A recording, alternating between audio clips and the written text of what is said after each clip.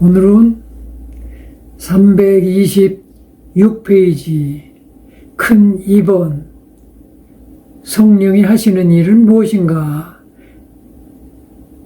우리가 지금 성령에 대해서 계속 살펴보고 있는데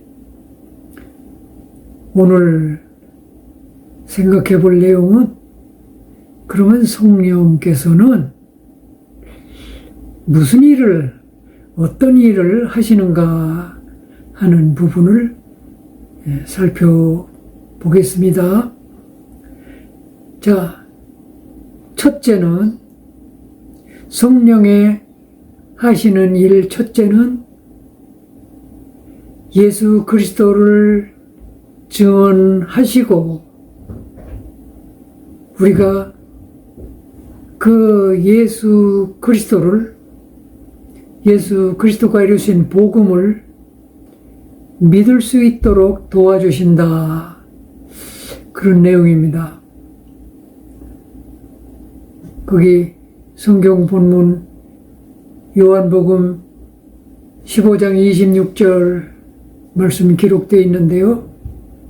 같이 읽어보겠습니다. 내가 아버지께로부터 너희에게 보혜사 곧 아버지로부터 나오시는 진리의 성령이 오실 때에 그가 나를 증언하실 것이요. 그가 나를 증언하실 것이요. 나를이라는 게 예수님이시죠? 즉 성령께서는 예수 그리스도를 증언하실 것이요. 그런 뜻입니다. 이것은 성령이 하시는 일 중에서 가장 중요한 일이 되죠. 왜냐? 성령께서 오셔서는 예수님과는 다른 또 별도의 어떤 내용을 말씀하시려는 것이 아니고 그리스도께서 이루어 놓으신 그 복음을 우리들이 믿고 받아들여서 우리 삶 속에 적용을 해야 우리가 구원받잖아요. 그런데 예수님께서 이루어 놓으신 이 복음을 어리석고 연약한 우리들이 그걸 잘 이해하지도 못하고 잘 깨닫지도 못하고 잘 믿지도 못하고 믿어도 잘 적용시킬 줄도 모르고 그래서 성령께서 오셔서 그 일을 도와주시는 거예요. 예수 그리스도가 이루어 놓으신 그 복음을 우리가 잘 깨달을 수 있도록 도와주시고 잘 믿을 수 있도록 도와주시고 우리 삶 속에 이루어지고 삶 속에 잘 적용할 수 있도록 그런 일을 도와주시기 위해서 그래서 성령이 오셨다. 그래서 성령이 오셔서 첫째로 중요하게 하시는 일은 예수 그리스도를 증거하신다. 예수 그리스도가 누군지 우리가 잘 깨달을 수 있도록 또 예수 그리스도께서 무슨 일을 하셨는지 그런 것을 잘 깨달을 수 있고 믿을 수 있도록 도와주시는 일을 한다. 그런 뜻이죠. 거기 고린도전서 2장 1절에서 5절에 있는 말씀도 중요한 말씀들인데 자, 같이 읽어보면 형제들아 내가 너희에게 나아가 하나님의 증거를 전할 때에 말과 지혜의 아름다운 것으로 아니하였나니 내가 너희 중에서 예수 그리스도와 그가 십자가에 못 박히신 것 외에는 아무것도 알지 아니하기로 작정하였음이라. 내가 너희 가운데 거할 때 약하고 두려워하고 심히 떨었노라. 내 말과 내 전도함이 설득력 있는 지혜의 말로 하지 아니하고 다만 성령의 나타나심과 능력으로 하여 너희 믿음이 사람의 지혜에 있지 아니하고 다만 하나님의 능력에 있게 하려 하였노라. 자, 요한복음에서 예수님이 직접 하신 말씀, 성령이 나를 증언하실 것이다. 그런데 이 말을 잘 알고 잘 깨닫고 있었던 바울 사도도 그래서 그리스도의 복음을 전할 때, 전도할 때에 자기의 지혜로 복음을 전하려고 하지 않았다. 자기의 어떤 설득력, 인간적인 어떤 설득력을 가지고 복음을 전하려고 하지 않았다. 왜냐? 바울 사도는 인간적으로는 물론 똑똑하다고 할지라도 하나님 앞에서는 어리석고 연약한 자임을 깨닫고 잘 알고 있는 거로, 그래서 바울이 그러잖아요. 너희 가운데 거할 때 약하고 두려워하고 힘이 떨어노라. 자기 존재를 잘 알고 있었다는 것이죠. 그래서 바울이 전도할 때는 어떻게 했다고 그래요? 내 말과 내 전도함이 설득력이 있는 지혜의 말로 하지 않았다.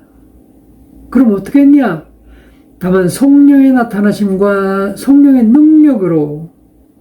왜? 복음을 전할 때 왜 성령의 능력으로 했다고 그랬어요? 너의 믿음이 사람의 지혜에 있지 않고 하나님의 능력에 있게 하려고. 우리가 믿음이 생겨나는데 인간적인 그런 믿음이 아니고 하나님의 능력에 말미암는 그런 믿음이 생기게 하려고. 그래서 바울은 지식도 많고 똑똑한 사람이었음에도 불구하고 자기의 지혜의 말이나 그런 어떤 설득력을 가지고 복음을 전하지 않고 오직 성령께 의뢰하고 성령의 능력이 나타나도록 그렇게 성령께 의지해서 영이 죽은 사람이 영적인 사실을 말하면 알아듣겠어요? 그래서 이 복음의 말씀을 듣는 데서부터 시작해가지고 그걸 깨닫고 믿고 드디어 구원받아서 이제 성화되어가는 구원이 완성되기까지 성령의 도우심이 필수적이란 말이죠. 그래서 항상 우리는 성령께 의지하고 성령의 도우심을 구하고 그래야 된다는 사실을 말해주고 있죠. 그 다음에 두 번째 성령이 하시는 일은 뭔가 사람이 새롭게 거듭나서 구원받을 수 있도록 도와주신다. 자, 그것을 성경은 어떻게 표현하고 있느냐? 거기 디도서 3장 5절 보니까 우리를 구원하시되 우리가 행한 바 의로운 행위로 말미암아 구원하시는 게 아니고 오직 하나님께서 우리를 긍휼하게 여기심을 따라서 중생의 씻음과 성령의 새롭게 하심으로 우리가 구원받았다. 이렇게 이해하고 있어요. 하나님이 우리를 긍휼하게 하심으로 말미암아 중생의 씻음과 성령의 새롭게 하심으로 우리가 구원받게 됐다. 그렇게 얘기해요. 그 밑에 요한복음 3장 5절에도 비슷한 말씀이 있는데 예수께서 대답하시되 진실로 진실로 내게 이르노니 사람이 물과 성령으로 나지 아니하면 하나님 나라에 들어갈 수 없다. 그렇게 말씀하세요. 물과 성령으로. 디도서에는 중생의 씻음과 성령의 새롭게 하심으로. 자, 중생의 씻음과 이것은 우리가 다시 태어날 때에 가장 중요한 조건이 하나 있는데, 우리 죄 문제가 해결이 돼야 중생, 즉 거듭남이 이루어지는 거예요. 그래서 우리가 구원받으려면 첫째로 씻어내는 게 필요한데, 우리의 더러운 죄를 먼저 씻어내야 되는 거예요. 그래서 거듭나기 위해서 죄를 씻어내는 것과 그 다음에 성령께서 우리를 새롭게 해 주셔야 돼요. 옛날 우리가 아니라 다른 새로운 피조물로 우리를 새롭게 해 주셔야 된다. 그래야 구원이 이루어지는 거예요. 그거를 요한복음에서는 물과 성령으로 거듭난다. 그렇게 얘기했는데, 여기서 물은 뭘까? 성령은 뭘까? 우리가 전번 시간에 그런 거를 배웠죠. 성령 세례가 뭐냐? 또 물 세례는 뭐냐? 둘이 다 세례인데, 우리가 구원받는 데 있어서는 세례를 받아야 되는데, 겉으로는 교회에서 물 세례를 주죠. 그러니까 물 세례는 겉으로 사람들이 다 볼 수 있도록, 사람들이 다 증인으로 볼 수 있도록, 나는 이제 구원받습니다. 예수를 믿고 구원받았습니다. 그것을 상징적으로 이렇게 표현하고, 그 예식을 통해서, 예를 들어서 우리가 학교에 처음 들어갈 때는 입학식이라는 걸 하잖아요. 입학식을 하듯이, 천국 입학식을 하듯이, 그렇게 우리가 물세례를 상징적인 의미로 본다면, 성령 세례는 안 보이는 내적, 내 속에, 내 마음과 내 영과 내 정신과 내 생각과 내 속에 드디어 성령께서 들어오셨다. 그래서 내 영적인 생명이 다시 태어났다. 그거를 말해 주는 게 성령 세례다. 그래서 물과 성령으로 거듭난다는 것은 이 두 가지 사건을 통해서 드디어 우리가 구원받고, 그리고 하나님 나라 백성으로 하나님과의 관계가 회복되고, 천국 백성으로 이제 입학식이 끝났다. 그런 뜻이 된단 말이죠. 자, 그래서 사람이 새롭게 돼서 거듭나고 구원받도록 돕는 그 역할에 가장 중요한 역할을 하시는 분이 성령님이시다. 그런 뜻이요. 그러니까 우리가 구원받는 데 있어서 성령의 도우심은 절대적으로 필요한 거구나. 성령의 도우심이 없으면 구원이 이루어질 수가 없는 것이구나. 그렇게 우리가 이해를 하면 되겠어요. 구약 성경 말씀도 거기 같이 적혀 있는데, 에스겔서 36장에 있는 말씀 보면 거기도 성령의 역할에 대해서 써 있어요. 또 새 영을 너희 속에 두고 새 마음을 너희에게 주되 너희 육신에서 굳은 마음을 제거하고 부드러운 마음을 줄 것이며, 또 내 영을 너희 속에 두어 너희로 내 율례를 행하게 하리니 너희가 내 규례를 지켜 행할지라. 그 무슨 뜻이에요? 하나님께서 우리에게 성령을 보내주셔서 우리의 바위돌같이 굳어진 우리의 마음을 부드럽게 해주셔서 그래서 성령이 우리 가운데 들어와서 우리 안에 거하시면서 우리로 하여금 하나님의 법, 하나님의 말씀을 그대로 지켜 순종할 수 있도록 도와주시는 역할을 성령을 보내서 그렇게 우리를 도와주시다. 그렇게 써 있네요. 자, 그래서 우리가 죄인으로 망할 수밖에 없는 그런 운명을 가지고 태어나서 살다가 구원받는다는 것은 새로운 피조물로 된다 그랬어요.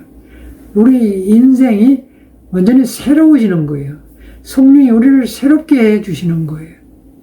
그래서 우리 신분이 하나님의 자녀로 바뀌는 것을 전적으로 성령께서 도와주신다 그런 내용입니다. 자, 그 다음에는 328페이지에 가면 세 번째 성령이 하시는 일이 나오는데 성도들을 가르치고 깨닫도록 인도하신다. 자, 다 비슷한 말씀들이라고 생각이 되는데 조금씩 구체적으로 말씀을 해 주시는 것입니다. 그게 요한복음 14장 26절에 보니까 보혜사, 우리를 도우시는 분이라 그 말이죠. 보혜사 곧 아버지께서 내 이름으로 보내실 성령. 내 이름은 누구 이름? 예수 이름. 그러니까 성부 하나님께서 예수 이름으로 보내실 성령, 그가 너에게 모든 것을 가르치고 내가 너희에게 말한 모든 것을 생각나게 하시리라. 그렇게 돼 있어요. 자, 요한복음 16장 13절에서 15절까지는 조금 더 자세하게 이렇게 설명해 주고 있어요. 그 요한복음 16장에 있는 말씀을 제가 읽어 드릴게요. 잠깐. 진리의 성령이 오시면 그가 너희를 모든 진리 가운데로 인도하시리니 그가 스스로 말하지 않고 오직 들은 것을 말하며 장래의 일을 너희에게 알리시리라. 그가 내 영광을 나타내리니 내 영광이 누구? 그리스도. 그리스도의 영광을 나타내리니 그리스도의 것을 가지고 너희에게 알리시겠습니다. 무릇 아버지께 있는 것은 다 내 것이라. 즉 성부 하나님의 것이 성자 예수님의 것이라. 그러므로 내가 말하기를 그가 내 것을 가지고 너에게 알리시리라 하였노라. 자, 그러니까 그 당시에 예수님 제자들은 사실 예수님 마음 같아서는 좀 더 많은 것을, 좀 더 깊은 내용들을 말해 주고 싶지만 그 당시로서는 말해도 잘 알아들을 수 없는 수준이란 말이에요. 그래서 더 이상의 깊은 진리의 말씀들을 얘기해 줄 수는 지금은 없지만, 그러나 이제 내가 가는 것이 너에게 유익이라. 내가 가면 성령을 너에게 보내리니 그가 너희를 진리 가운데로 인도해 주실 것이고 또 내가 말한 것 또는 말하려는 것을 그 성령께서 드디어 생각나고 깨닫게 해 주실 것이다.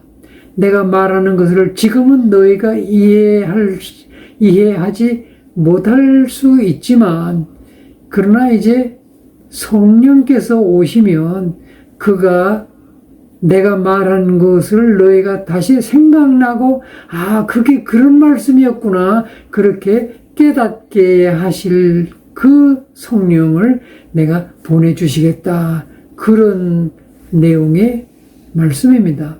그래서 이제 성령께서 우리를 떠나지 않고 우리와 함께 계시면서 계속 끝까지 우리에게 진리 가운데로 우리를 인도해 주시고 진리를 우리들에게 가르쳐 주시고 그 진리를 우리에게 깨닫게 해 주시고 즉 복음을 깨닫게 해 주시고 그리고 그것을 또 적용할 수 있도록 믿을 수 있도록 그렇게 우리를 인도해 주시고 가르쳐 주시고 깨닫게 해 주시고 도와주시고 적용해 주시고 그런 일을 성령께서 해 주실 것이다. 그 성령은 그래서 진리의 성령이라고 그런 것이며 내가 가면 그 성령 하나님을 너희에게 보낼 것이다. 달리 표현한 성경 구절은 아버지 하나님께서 성령을 내 이름으로 보내주실 것이다. 그렇게 표현하기도 했죠. 자, 그 밑에 또 데살로니가 전서 1장 5절 6절 보면 이는 우리 복음이 너희에게 말로만 이른 것이 아니라 능력과 성령과 큰 확신으로 된 것임이라. 이거는 무슨 말씀이에요? 내가 너희에게 복음을 전해줬는데 그것은 내가 그냥 말로만 이렇게 전해준 게 아니라 능력과 성령과 큰 확신으로 그러니까 내가 말한 이것은 일반 교양 과목에 있는 그런 교훈을 말하는 정도가 아니고 내가 너희에게 말해주는 이 복음은 하나님의 능력으로 성령의 능력으로 그리고 이것이 너희에게 들어가면 너희에게 확신을 심어주는 그런 방법으로 이 복음이 너희에게 전해지는 거다. 왜? 이것은 사람이 하는 일이 아니고 성령이 하시는 일이기 때문에 그래서 이 복음이 사람에게 들어가면 사람을 바꾸는 새로운 피조물로 바꾸는 그런 역사가 일어나는 것이다. 그래서 이 성경 말씀, 이 복음의 말씀은 그냥 사람의 교훈하고는 그 능력이 엄청 다르기 때문에 그래서 인생을 새로운 피조물로 바꿔놓게 되는 것이다. 자, 그래서 성도를 가르치고 깨닫게 하고 인도해 주신다. 성령께서 바로 여러분들의 인생길을 진리 쪽으로 인도해 주신다. 그런 뜻입니다. 자, 그 다음에는 네 번째는 성령은 또 무슨 일을 하시는가? 우리의 연약함을 도와주신다. 우리는 실제로 연약해요. 한번 생각해 보세요. 노력은 성공의 어머니라고요? 노력하면 뭐든지 다 할 수 있다고요? 그래서 여러분들이 노력해가지고 그 바이러스를 안 걸릴 수 있나요? 여러분들의 수명을 좀 오래 살도록 연장할 수 있나요? 여러분들이 건강하고 싶으면 건강해질 수 있나요? 성공하고 싶으면 성공할 수 있나요? 도대체 여러분들이 할 수 있는 게 뭐예요? 한번 어디 보여줘 보세요. 여러분들이 할 수 있는 게 뭐예요?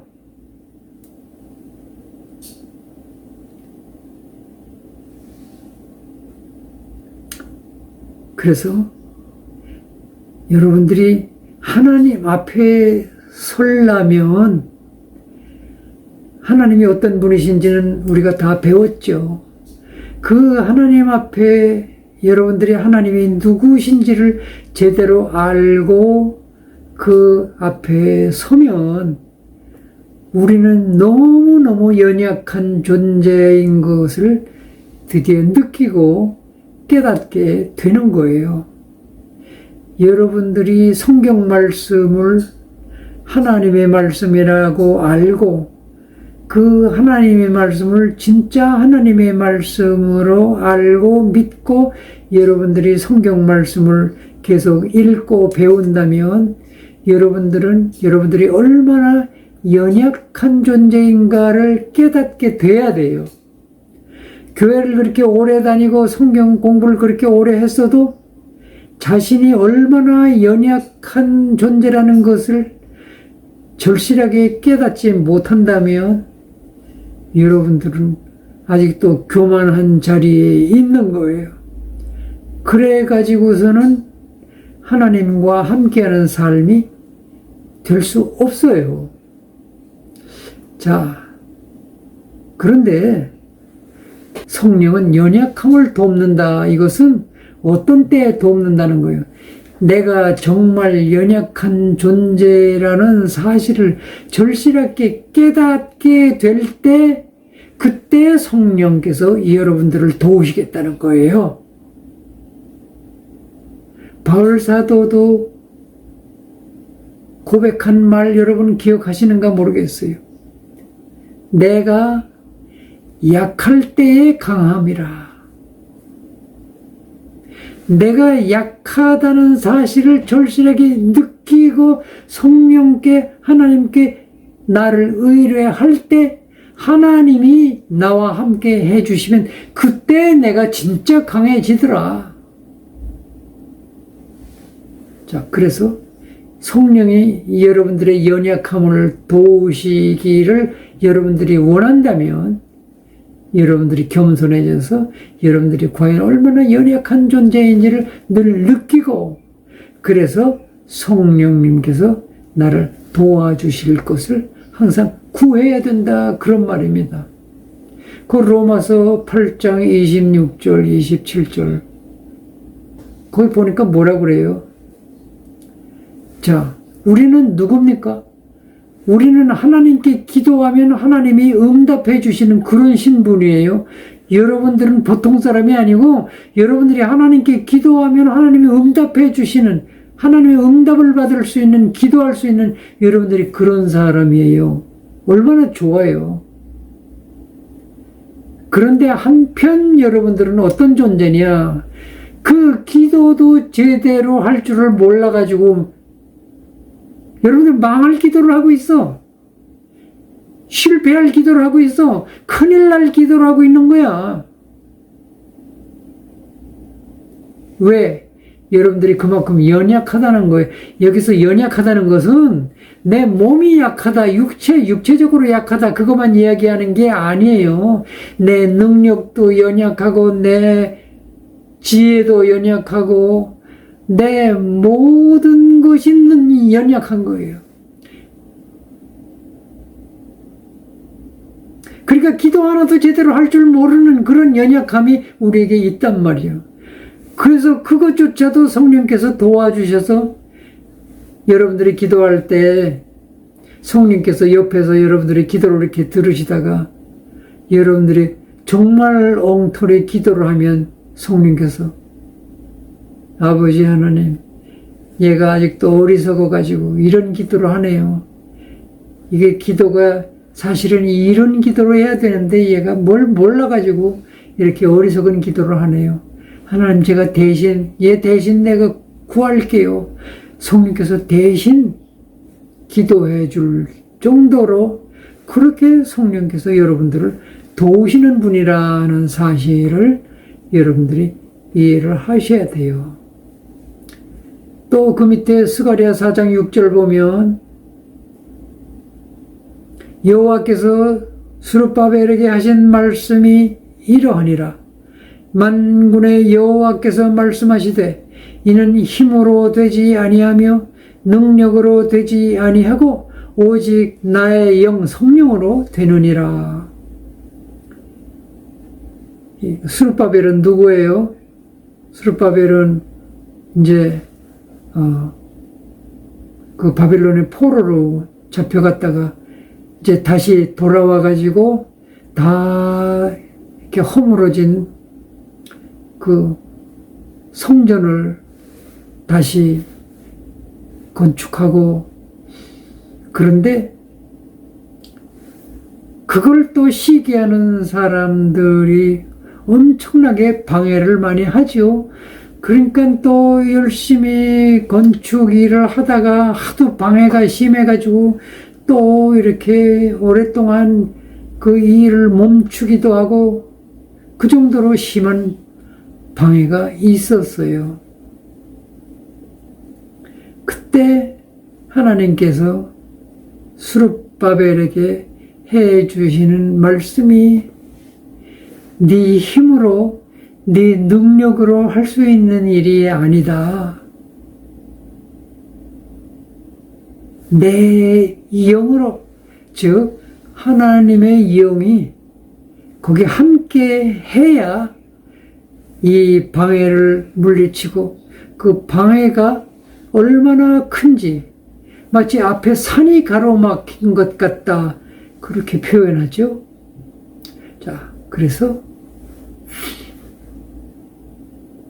우리가 신앙생활을 하는 동안에도 때로는 우리가 거의 절망스러울 정도로 그렇게 핍박을 받고 방해를 받고 또는 시험을 받고, 우리도 다 그런 시험과 장애물과 핍박과 그런 거를 우리 앞에는 그런 게 하나도 없다, 그렇게 생각할 수 없죠. 여러분, 기독교의 역사를 보면 항상 이 마귀 사탄의 방해와 시험과 이런 거 항상 있어요. 그래서 우리가 신앙생활은 내가 결심만 하면 되는 게 아니라 항상 성령의 도우심이 필요하다. 왜? 우리는 연약한 존재이기 때문에. 그래서 신앙생활을 하는 그 일평생 동안 성령의 도우심이 그렇게 필요하기 때문에, 그래서 우리에게 성령을 보내주신 것이다. 그러니까 이 삼위일체 하나님, 성부 하나님, 성자 하나님, 성령 하나님, 이 삼위일체가 항상 우리와 함께 하셔야 되는 거예요. 그래서 하나님과 함께하는 삶이 아니면 하나님 떠나서는 우리 인생이라는 게 정말 쓰레기 같은 인생이 될 수밖에 없어요. 뭘 가치 있는 영광스러운 그런 삶이 불가능하단 말이에요. 기껏 할 수 있는 게 죄 짓는 것밖에는 우리가 할 수 있는 게 없어요. 자, 성령이 하시는 일 다섯 번째, 성령의 열매를 맺어 주신다. 성령께서 우리에게 또 도와주시는 일이 성령의 열매를 맺어 주신다. 자, 먼저 번에도 잠깐 말씀드렸는데, 성령의 열매 9가지에 대해서는 여러분들이 잘 기억하고 계시죠? 이 성령의 9가지 열매는 성령께서 우리에게 맺어주는 열매라. 그런데 우리 스스로는 이렇게 될 수가 없기 때문에 성령께서 이렇게 이런 열매가 우리에게 맺어지도록 도와주시는 거예요. 근데 이 열매의 성격은 어떤 성격을 가졌죠? 우리의 인격적인, 도덕적인 그런 종류의 열매예요, 이거는. 왜냐하면 우리가 제대로 신앙생활을 하고 우리의 삶의 모습을 통해서 하나님께 영광을 돌려드려야 되는데, 우리의 인격을 가지고서는 그게 정말 안 된단 말이에요. 그래서 최소한도 그 절대적으로 필요하다고 생각할 수 있는 9가지의 열매를 맺어 주셨는데, 그게 인격적인 열매라고 그랬는데, 자, 우리의 인격이 가장 필요로 하는 분야가 뭔가 하면 관계의 문제를 잘 하는 데 있어서 우리가 가장 부족해요. 하나님과의 관계를 이루어가고 주위의 사람들과의 관계를 이루어가고 또 나와 나 자신과의 관계조차도 우리는 잘 못해요. 내가 나를 미워하고 심하면 내가 나를 자살할 정도로 나와 나 사이의 관계도 잘 못해요, 우리가. 그래서 이 9가지 성령의 열매를 잘 이렇게 생각해 보면 9가지 중에 3가지는 하나님과의 관계에 있어서 중요한 그런 성품들, 또 그 다음 3가지는 나와 다른 사람과의 관계를 잘하기 위한 그런 인격적인 요소들, 또 나머지 3가지는 나와 나 사이의 관계를 잘 해나가는 데 있어서 필요한 그런 인격적인 문제들, 이렇게 나눠볼 수가 있어요. 하나님과의 관계를 잘 해가기 위한 열매 3가지는 뭘까요? 사랑과 희락과 화평이다. 사랑은 원래 하나님께만 있어요. 그래서 우리가 사랑과 또는 사랑의 능력을 하나님으로부터 공급을 받아야 돼요. 그러기 위해서는 먼저 하나님의 사랑을 내가 받아들여야 되고, 그러다 보면 내가 또 하나님을 사랑할 수 있어야 되고, 하나님은 사랑의 원천이잖아요. 그래서 우리가 사랑을 모르면 하나님을 모른다, 그렇게 요한일서 4장에 가서 읽어보면, 사랑을 모르는 사람은 하나님을 모르는 것이다, 그렇게 되어 있어요. 그렇기 때문에 하나님과 끊어진 사람은 근본적으로 사랑의 관계를 누릴 수가 없다는 사실이에요. 그 다음에 희락이라는 것은 기쁨이요. 이 기쁨이라는 거하고 사랑이라는 거하고는 이렇게 밀접한 관계가 있죠. 사랑을 할 줄 모르는 사람이 기쁨이라는 게 별로 있겠어요? 기쁨 중에서도 진짜 기쁨, 영원히 흔들리지 않는 기쁨은 사랑을 아는 사람에게 기쁨도 안단 말이에요. 또 화평, 평화. 여러분, 평화는 어떤 때 이루어져요? 평화가 이루어지기 위해서는 내 주장, 내 욕심을 포기해야 평화가 이루어지는 거예요. 내 주장과 내 욕심을 이걸 내세우기 시작하면 반드시 싸움은 일어나게 돼 있어요. 그럼 우리가 이 욕심과 교만, 내 주장을, 하나님과의 관계가 비정상적인 사람이 이게 되겠어요?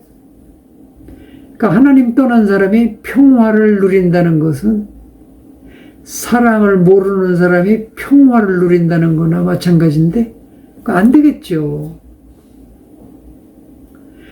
그 다음에는 사랑과의 관계를 잘 누리기 위해서는 어떤 게 필요하겠어요? 오래 참는 게 필요해요. 기다려줄 수 있어야 되고, 참을 수 있어야 되고, 내가 조급하지 말아야 되고. 여러분, 우리는 피를 나눈 자식과 부모 사이에도 이 오래 참음, 오래 기다려줄 수 있는 게 없으면 부모 자식 간에도 전쟁이 일어나요. 하물며 다른 사람과의 관계에는 말할 것도 없죠. 오래 참음, 또 자비는 다른 사람을 불쌍히 여기는 마음이에요. 다른 사람을 불쌍히 여기는 마음이 다른 사람과의 관계를 좋게 한다? 왜 그럴까요? 자, 내 욕을 계속 뒤로 돌아다니면서 내 욕을 하고 다니고 나를 비판하고 그냥 나를 못 잡아먹어서 날린 그런 사람이 있다고 그럽시다. 그런 사람하고 내가 관계가 좋아지려면 어떻게 해야 돼요? 네가 나를 그렇게 욕하고 다녀? 너 두고 보자. 그 마음 가지고 해결이 되겠어요? 그런 사람과의 관계도 좋아지려면 내 마음속에 그 사람이 원수로 생각되는 게 아니라 그 사람이 불쌍하게 생각돼야 돼요. 나에게 원수 짓을 하는 사람도 내가 그 사람을 불쌍하게 생각하려면 어떤 때 가능해져요? 예수님이 나를 위해 나 같은 사람을 살리시려고 예수님이 대신 십자가에 죽어주셨네. 그게 감사함으로 닥칠 때 예수님이 나를 위해서 얼마나 고통을 받으셨는가를 이해한다면 나 욕하고 다니는 정도의 사람은 저 사람도 하나님 떠나서 저렇게 사는구나. 불쌍하다. 그런 생각이 돼야 모든 사람과의 관계가 좋아질 수 있겠죠? 또 양선이라는 것은 내 뜻을 막 주장하고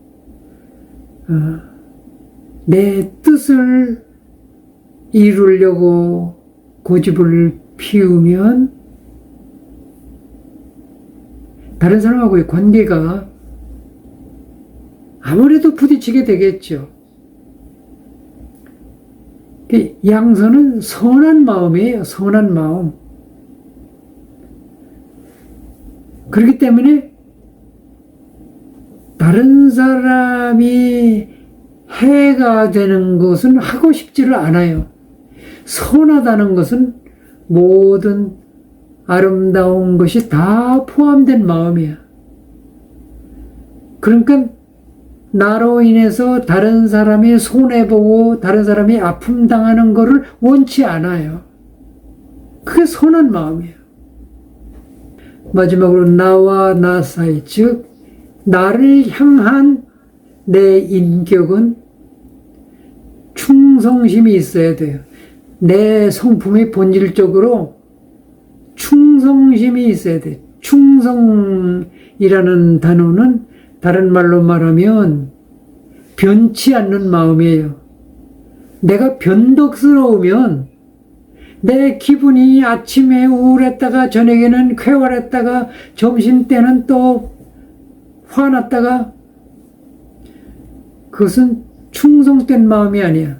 충성된 마음이라는 건 변함이 없는 변덕스럽지 않은 신실한 마음, 변덕스럽지 않은 게 충성이에요. 또 온유한 마음이라는 것은 부드러운 마음이겠죠? 부드러운 마음이라는 것은 뭐냐? 예를 들어서 내가 힘과 능력, 내가 이 힘을, 대단한 힘을 가지고 있더라도 이 힘을 아무데나 사용하지 않아요.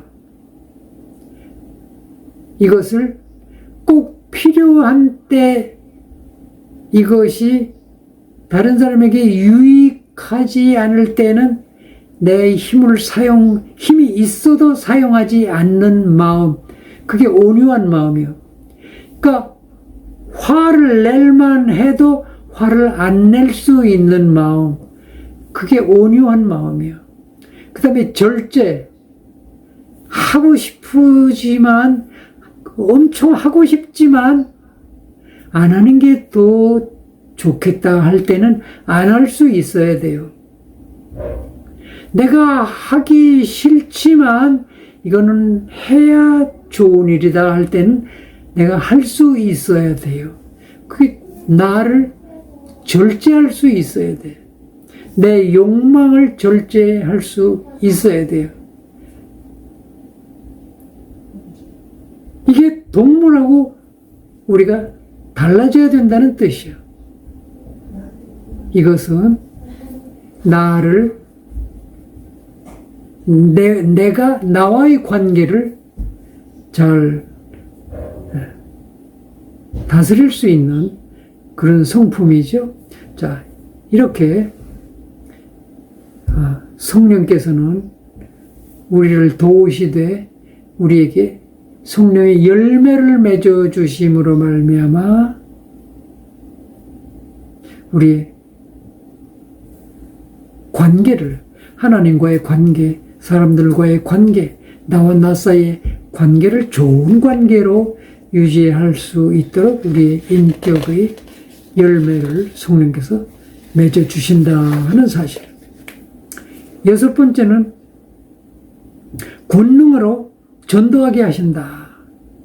이것은 우리가 전도할 때에 많이 설명했기 때문에 우리가 전도하는 것은 우리 힘으로 할 수 있는 게 아니라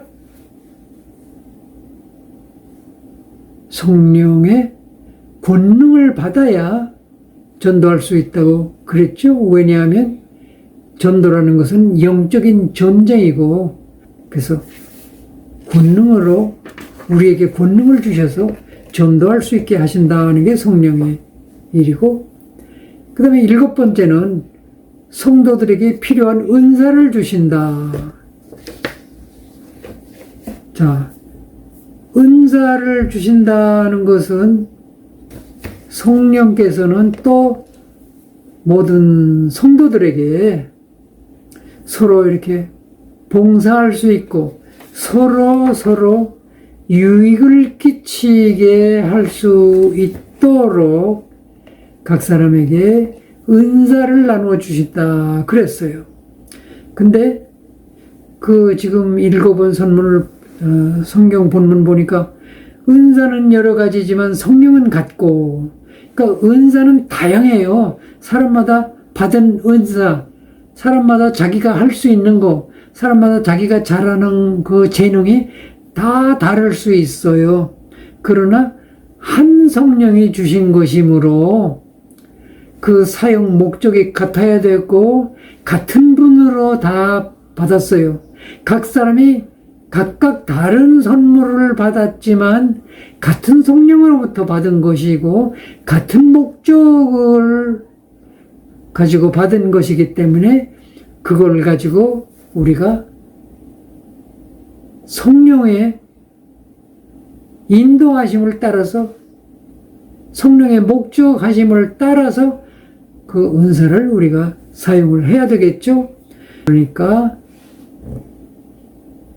교회에서 우리가 여러 가지 은사, 직분, 사역, 여러 가지 다른 것을 받아가지고 그걸로 봉사할 수 있지만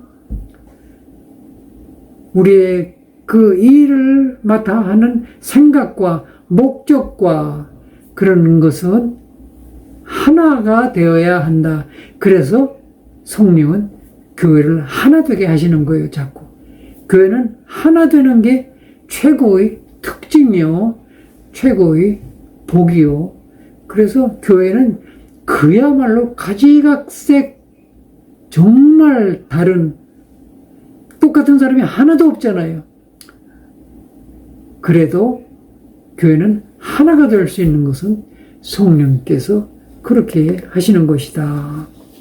자, 그 다음에 여덟 번째는 죄와 의와 심판에 대해서 책망하신다. 이것은 무슨 뜻인가 하면, 죄에 대해서 세상을 책망하신다고 그랬는데 이것은 세상에 죄가 너무너무 많잖아요. 그래서 이 죄악에 오염된 이 세상이 죄가 얼마나 심각한 건지를 깨닫게 하시는 일, 성령께서 열심히 이 일을 하신다. 또 의에 대해서 세상을 책망하신다. 이 책망한다는 단어는 왜 책망해요? 결국은 깨달으라고 책망하는 거예요. 그렇죠? 그래서 죄에 대해서 깨닫게 하시고 의에 대해서 깨닫게 하시고, 의에 대해서 깨닫는다는 것은 너희가 죄인으로서 의롭게 돼야 되는데 네 스스로는 의롭게 될 수가 없잖아.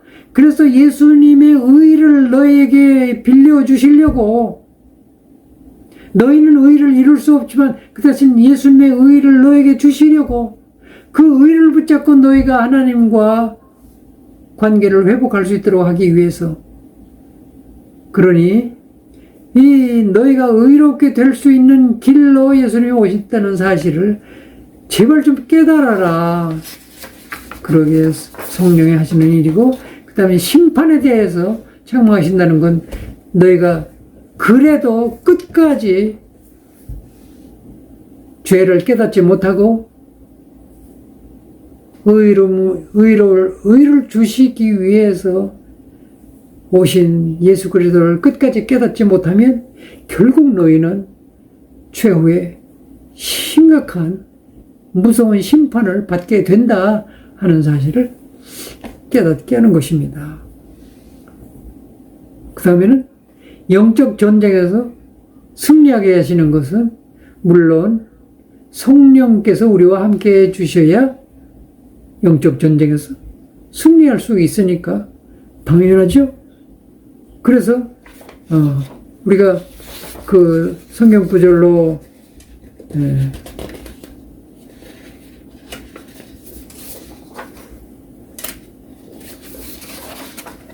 10번째인데 에베소 6장에 그 본문 나와 있는데 좀 길기 때문에 마지막 부분만 읽어보면, 구원의 투구와 성령의 검 곧 하나님의 말씀을 가지라. 자, 악의 영들과 영적 전쟁을 하는 데 있어서 그 다른 전신갑주를 입으라고 그랬는데, 전신갑주에 다른 거 허리띠, 호심경, 신발, 방패, 투구 이런 건 다 적의 공격을 방어하기 위한 그런 호신구지만, 무기는, 공격도 할 수 있는 무기는 딱 하나 있어요. 성령의 검. 성령의 검만이 상대방을 무찌를 수도 있는 그런 무기, 공격할 수 있는 무기, 그것은 성령의 검 하나뿐이에요. 성령의 검이 다른 말로 말하면 하나님의 말씀이다. 이것을 우리가 잘 이해를 해야 되겠죠. 그 성령의 검을 통해서 우리가 결국 승리할 수 있는 거예요. 그 다음에 마지막으로 교회 부흥을 이끈다. 자, 성령께서는 교회의 부흥을 성령께서 주도해 주신다. 이것은 나중에 교회에 대한 공부할 때 더 자세히 할 것이고, 성령은 교회 부흥을 일으키실 수 있는 일도 성령이 하신다.